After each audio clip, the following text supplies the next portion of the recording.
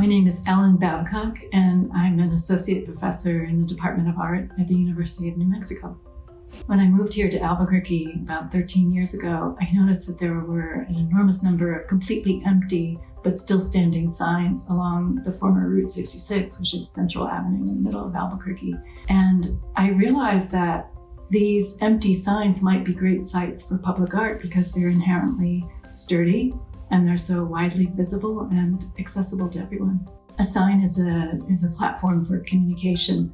And to me, even the empty signs were kind of interesting in that they were posing as if they had something to say, but there was nothing in them. And there was something, to me, very sort of almost melancholy, but interesting about that. And so a sign is an opportunity.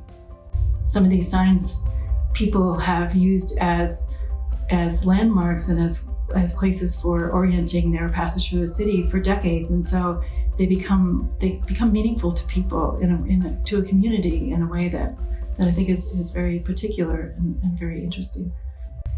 My research takes the form of a nonprofit that I founded in 2010 called Friends of the Orphan Signs, specifically to give artists an opportunity to put artworks in these signs. And we founded Friends of the Orphan Signs, myself and a couple of my students, as specifically a collaborative endeavor where we invited artists to collaborate with either other artists or members of communities or existing community groups to create signs that become a kind of a voice of the people who are invested in them and the people who live near them.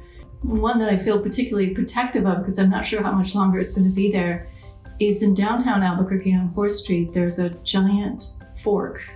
It's probably 30 feet tall. And it was once the sign for a restaurant that's long since gone, but it's still there. And it still strikes me as an opportunity for renovation because of this kind of sort of outlandish, huge, commonplace object at that scale.